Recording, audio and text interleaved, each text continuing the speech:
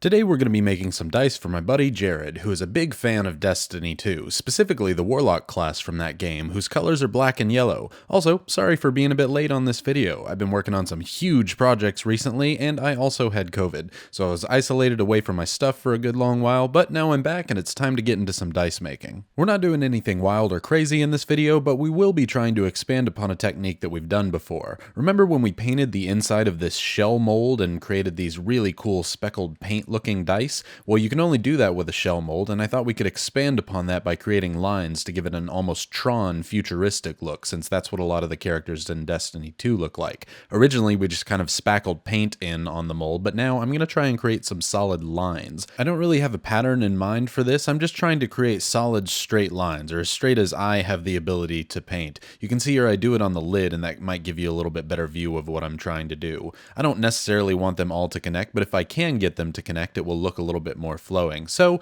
just going with the straight line motif, I covered the tops of the molds and the insides with paint. Remember, the reason we have to do this with a shell mold is because this paint would otherwise chip off of the dice after we add resin, but for now, we don't have to worry about that. Now that we've got our Jackson Pollock-y graffiti looking yellow paint lines on the inside of the mold, it's time to add a black color. And what is more black than Stuart Semple's black? It's the most matte black pigment I could possibly get, and it'll fit in perfect with the color scheme we're going for. I was just going to dust the mold with it and do a kind of cold casting, but I don't want to possibly mess with any of the lines I had going inside the mold. Now, while I mix up the resin, let me tell you a little story. Jared has a brother who plays with us on D&D nights, and his brother also plays Destiny 2. His brother, however, got this really amazing jacket for completing a raid, which is kind of like a large, very difficult multiplayer dungeon for those who don't play games like that. Jared's brother completed it on the very first day it came out, and so he was able to get his awesome jacket from Bungie, the Destiny 2 developer, which had his name on it and everything. It's such a beautiful jacket, but Jared, he was a bit lazy and decided to do the raid later. He completed the raid on day 4, meaning he couldn't get a cool custom Destiny 2 jacket. He was just 4 days late, but now he'll forever be known as a lesser Destiny 2 player.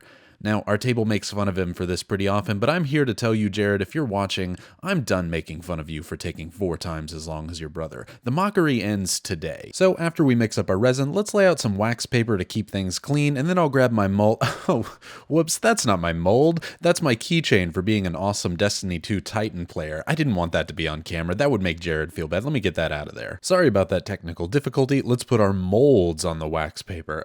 Duh, Rybonator. Then we can get our black dyed resin. That resin has a ton of tiny bubbles in it before even pouring, so I am going to pop some of the surface bubbles with a quick pass on my lighter. Now, when I'm pouring this black resin, it already looks dark as heck. That's awesome. It really reminds me of an empty void, which is appropriate since the classes in Destiny can harness void powers. And with the Warlocks being the most magical of the classes, it's just all fitting together rather nicely. So I pour the resin in the bottom half of the molds and then pour some extra on the lids. You want to fill these molds up entirely, overfill them if anything, because any excess is just going to squeeze out the sides when we put the lid on the bottom half of the molds. Pop any surface bubbles if you can, and now you want to be a little quick when you work with resin like this. Resin has a small working time window, maybe around 40 minutes or so, but you don't need to rush it or anything. Take your time. It's not like you're going to miss out on a cool reward like a jacket or anything if you took too long in this step, and you can always try again, unlike certain other opportunities you may come across in life. Now I'm going to place the resin-filled mold inside of my pressure pot, which will help reduce the bubbles inside, so I set it to around 40 psi. This resin solidifies in 12 to 24 hours, or around 1 day. You don't need to leave it in there for anything crazy like 4 days, right? That'd be a waste of your time and my time. Nobody'd be impressed by that. So just do 1 day. That's probably the better way to go about things. Now we can demold these inserts, and they're already looking absolutely fantastic. I'm starting to get why Wiz Khalifa wanted everything black and yellow, because man, these are looking real good. The paint scheme on them is somewhat between Tron and Galaxy and Splatoon. I probably should have done Splatoon dice with the new game coming out. It probably would have done better on YouTube, but here we are doing Destiny. Now remember, with these inserts, the paint is still just paint on the outside. It's not coated in resin or anything, so that's why you can't just have normal dice like this. We've got to put them inside a shell mold. It's going to be a very thin layer of resin, and this mold is going to have the actual numbers on the outside. They even help the inserts kind of stay centered inside inside of the molds, and so the next step is just mixing up a batch of resin to make the shell out of. I thought about leaving it plain, but thought because Destiny is so futuristic, it would be better suited to be a little shinier. Everything there is metal and shiny, and so I add some liquid glitter. By the way, pro tip, if you're mixing things up with a popsicle stick and you're doing a shell mold, you can just pull your popsicle stick out and that'll be about as thick as the shell mold will be. I did that to determine how much glitter I wanted. I liked this amount, and so I started pouring it in my molds. You want to fill your molds up about 2/3 of the way. If you overfill though, don't worry, you just don't want to underfill. You could completely fill these up if you wanted, but the idea is when you push your inserts inside your outer shell mold, you want resin to fill up all of the orifices and all of the holes and spaces of the actual mold. You don't want to leave any gaps where there could just be air pockets instead of resin. So always better to overfill rather than underfill. Embrace the mess. I kind of do the fried chicken style wet hand, dry hand here, keeping my left hand clean while my right hand puts all of the inserts inside of the molds. Going to pop any surface bubbles just like normal, then I place the lid back on the bottom, squeeze out any excess, then I pop this mold in the pressure pot for 1 to 4 days, probably the only time I can think of where 4 days would be a good amount of time to wait, at least off the top of my head, and we get this really great looking Galaxy, futuristic, Tron, Splatoon, Destiny dice. I really like how they turned out, and I do like how the sparkles make the black kind of look like Galaxy, but we do need to polish up some of the surfaces. Some of them are a little rough, so I'm going to place a glass pane down so I have a nice flat surface and use some Zona papers and do some wet sanding. I go through all of the different grits starting at the second lowest grit. I don't think it's necessary for this set of dice to go to the roughest grit. They were already pretty polished, just needed a tune-up, and by the time I'm done, these things look like glass. They're so dang shiny. Now, I was having trouble determining what color I wanted to ink the numbers in for these dice,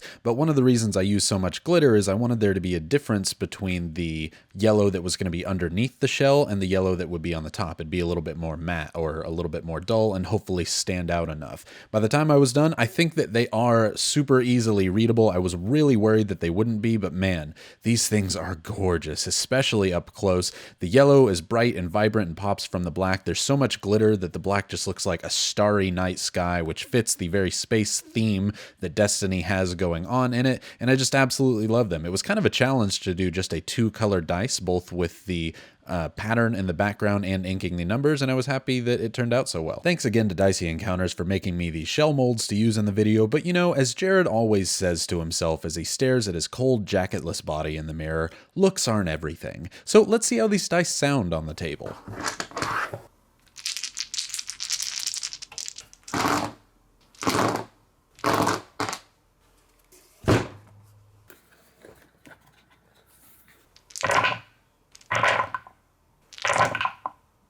Now, normally I only roll the dice 3 times on each surface, just to show them off, but I wanted to know if Jared's dice were lucky or unlucky. I wanted to see if I rolled a nat 1 or a nat 20 first, but man did it take a while. Eventually though, I did happen to roll a nat 20 first, so I guess some things are worth waiting for. Right, Jared? Okay, kidding aside, I do really hope that he enjoys this set of dice. I put a lot of work into him, and I'm proud to give him these as a gift. I mean, he deserves something Destiny related like his brother, right?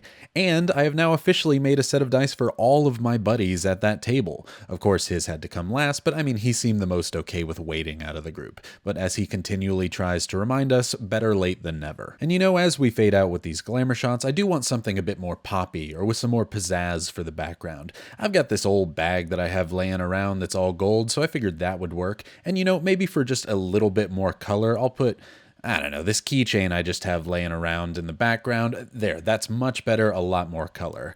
Thank you all for watching. I do hope you enjoyed these dice and me ragging on my friend. It's all in good fun. If you could leave a comment, however, below about how amazing Jared's brother Eric is at Destiny 2, that would be much appreciated. I'm sure that would go a long way. Like the video if you like it, dislike it if you dislike it. I want to hear that too. Either way, I hope that you have a fantastic day.